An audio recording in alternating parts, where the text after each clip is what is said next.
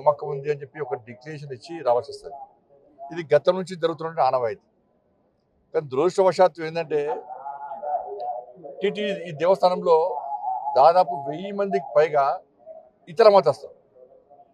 స్వామివారి మీద విశ్వాసం నమ్మకం లేదు, హిందూ సనాతన ధర్మం మీద వారికి ఆలోచన లేదు, ఆ సనాతన ధర్మాన్ని కాపాడాలి, సనాతన ధర్మానికి అనుగుణంగా వ్యవహరించాలని చెప్పి ఆలోచన వరకు లేదు.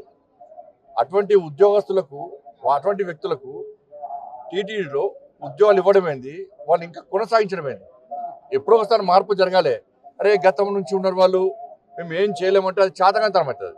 నేను భానుప్రకాష్ రెడ్డి చెప్తున్నా, పాలకవర్గానికి నేను ఘాటుగా చెప్తున్నాను, ఇటువంటి పద్ధతి మంచిది కాదు. మీరు ఎంత అభివృద్ధి చేసినా, బయట భక్తులకు అన్ని సౌకర్యాలు కల్పించినా కూడా ఇతర మతస్థులు ఈ దేవాలయంలో ఉండడం వలన వాళ్ళ ఆచార వ్యవహారాల విషయంలో చాలా ఇబ్బందులు వస్తున్నాయి. అది బయటికి రాకపోవచ్చు. ఇదో సత్రం కాదు, ఇది అన్ని మతాలకు ఇవ్వడానికి ఇదో సత్రం కాదు. చాలా మంది అర్చకులు అని ఈ సనాతన ధర్మం మీద ఆధారపడిన ఉద్యోగాలకి చాలా మంది ఇబ్బంది పడుతున్నారు. బట్ జీతభత్యాలు ఇచ్చుకుంటూ స్వామివారి మీద విశ్వాసం నమ్మకం లేని వ్యక్తులను ఏ విధంగా మీరు ప్రోత్సహిస్తారు? గతం నుంచి వస్తున్నప్పుడు కూడా ఎక్కడో ఒకడ పురుష వాటి అరే నాకు ఆశ్చర్యం అనిపిస్తుందండి. ఇతర దేశాలకు ఈ దేశం సత్రంగా మారింది, తెలుగు రాష్ట్రాలు సత్రంగా మారింది. వాళ్ళకి ఆధార్ కార్డు ఇస్తాము, పాస్పోర్ట్లు ఇస్తాము, వాళ్ళకు రేషన్ కార్డు ఇస్తాము, వాళ్ళకి డబుల్ బెడ్రూమ్లు ఇస్తాము, వాళ్ళకి పెన్షన్ ఇస్తాము. ఇతర మతస్థులకు టీటీడీలో ఉద్యోగాలు ఇస్తాము. ఇది పద్ధతి కాదు. దీన్ని పూర్తి స్థాయిలో ప్రతి హిందూ కూడా దీన్ని వ్యతిరేకిస్తాడు. దీన్ని వెంటనే నిర్మూలించాల్సిన బాధ్యత పాలకవర్గం మీద ఉంది. ఇవాళ బయట మొత్తం చర్చ జరుగుతున్నది, తెలుగు రాష్ట్రాల్లో చర్చ జరుగుతున్నది. నిన్నగాక మొన్న మీరు ఒక ఉద్యోగస్తుని సస్పెండ్ చేశారు.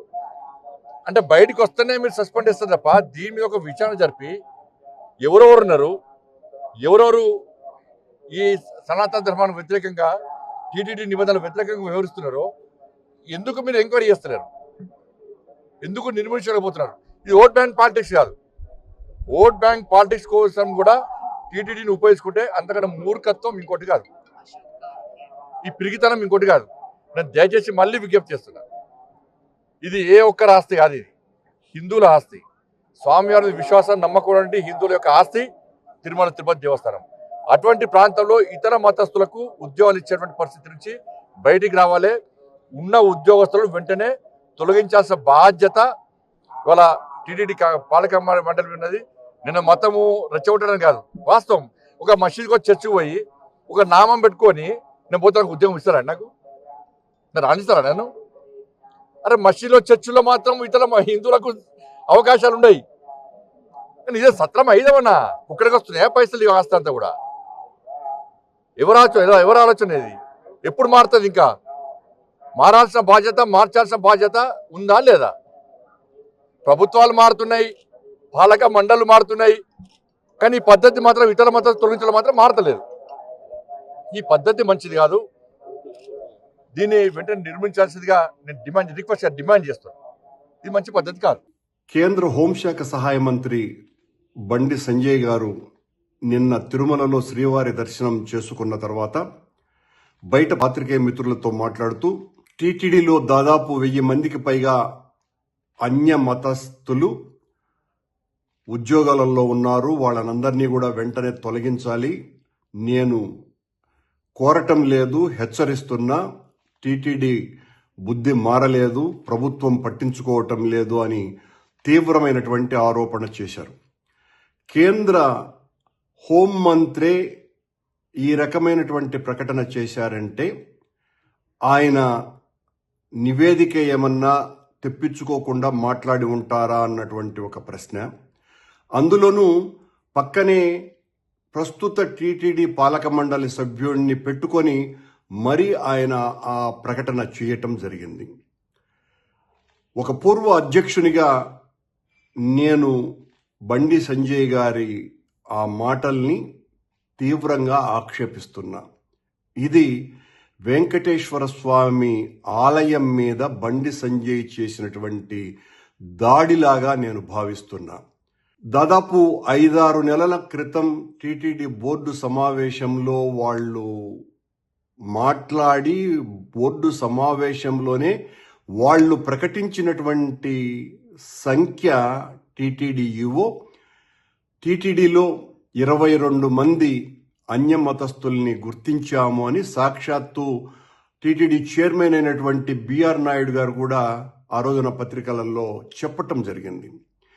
TTD executive officer, TTD chairman ఇద్దరూ కూడా ఇంతమంది అన్యమతస్థులు ఉన్నారు, వాళ్లను వేరే చోటికి పంపుతున్నామని వాళ్ళు చెప్పటం జరిగింది.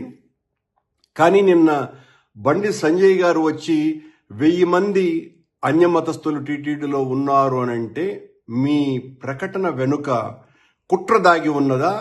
ఆలయ ప్రతిష్ట మంటగలపాలి, వెంకటేశ్వర స్వామి ఆలయ ప్రతిష్ట మంటగలపాలి, ఈ ఆలయానికి పెరుగుతున్నటువంటి అత్యంత జనాదరణ వేల సంవత్సరాలుగా ఉన్నటువంటి ఈ స్వామివారి భక్తుల యొక్క మనోభావాలను దెబ్బతీయాలా అన్నటువంటి వెనుక మీ భావజాలం ఏమన్నా పనిచేస్తున్నదా అని అందరూ కూడా ఆగ్రహిస్తున్నారు, ఆశ్చర్యపోతున్నారు కూడా. ఏ రకంగా మీరు ఆ ప్రకటన ఇస్తారు? స్వామివారి ఆలయానికి దర్శనానికి వచ్చి దర్శించుకొని పోకుండా ఒకేసారి ఇంత పెద్ద బండ వెంకటేశ్వర స్వామి క్షేత్రం మీద వేయటం అంటే చాలా ఆక్షేపించదగ్గ విషయం ఇది. లేదు, మీరు హోంశాఖ మంత్రి కాబట్టి మీ పరిశీలనలో మీరు ఏమైనా నివేదిక తెప్పించుకొని ఈ 1000 మంది అన్యమతస్థులు ఉన్నారు అన్నటువంటి ప్రకటన చేసినారా? చేసినప్పుడు వాళ్ళ మీద హెచ్చరిక కూడా చేశాను అని అంటున్నారు. చర్యలు తీసుకోండి ఇంకా అన్యమతస్థుల్ని కొనసాగిస్తున్నందుకు. ఎందువల్లంటే అంతమంది దాదాపు 20% పైగా అన్యమతస్థులే టీటీడీలో పనిచేస్తున్నారు అన్నటువంటిది మీ ప్రకటన సారాంశం. ఈ ప్రభుత్వం మీ ఆధ్వర్యంలో నడుస్తున్నది. ఇది కూటమి ప్రభుత్వం. ఈ కూటమి ప్రభుత్వం తిరుమల తిరుపతి దేవస్థానాన్ని పూర్తిగా ప్రక్షాళన చేస్తాము అని ప్రతినబూనినటువంటి ఈ ప్రభుత్వం మరి ఈ మీ ప్రకటనని సమర్థిస్తుందా అని నేను ప్రశ్నిస్తున్నా.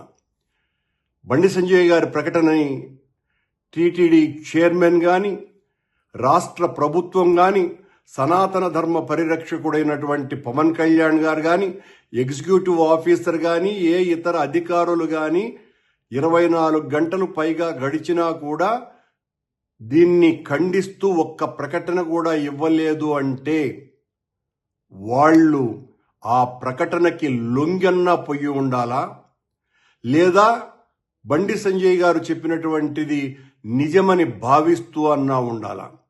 మీరే బోర్డు సమావేశంలో 22 మంది మాత్రమే అన్యమతస్థులు పనిచేస్తున్నారు అని బోర్డు సమావేశంలోనే ప్రకటించిన తరువాత ఒక కేంద్ర హోంశాఖ మంత్రి 1000 మంది అన్యమతస్థులున్నారు, అందులోనూ కూడా నేను సూచించటం లేదు, రిక్వెస్ట్ చేయటం లేదు, హెచ్చరిస్తున్నాను టీటీడీని, రాష్ట్ర ప్రభుత్వాన్ని అని చెప్పటం అంటే దీని వెనుక ఉన్నటువంటి ఆంతర్యం ఏంటి?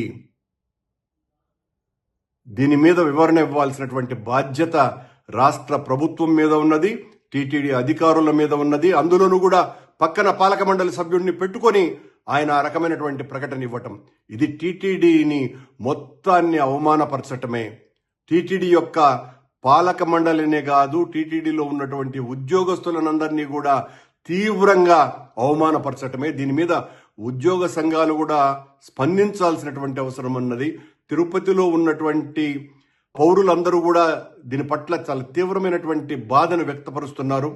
ఈ రకంగా ఒక కేంద్ర మంత్రి మాట్లాడడం భావ్యమానని, దీన్ని వెంటనే రాష్ట్ర ప్రభుత్వం సీరియస్గా తీసుకొని దాని మీద మీరు వివరణ ఇస్తారా, అది నిజమని అంగీకరిస్తారా, వెంటనే తెలియజెప్పాల్సిన పరిస్థితి మీ మీద ఉన్నది అని తెలియజేస్తున్నా.